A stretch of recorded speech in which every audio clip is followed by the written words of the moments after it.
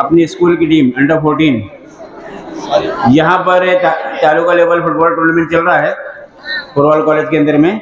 तो वहाँ पर ये टीम अंडर 14 का 5 गोल से चैंपियन हुई है कल। 5 गोल से कल जो है चैंपियन हुई है 5-0। पहला मैच इनका था आर्मी स्कूल से। आर्मी स्कूल को 5 गोल मारी। उसके बाद दूसरा मैच सेंट जोसेफ कॉन्वेंट से था, 2-0 से जीती। और कल जो है फाइनल था। फाइनल में ओलंपियाड स्कूल को 5-0 से मात दी। तो इसके अंदर में जो गोल मारने वाले खास तौर से है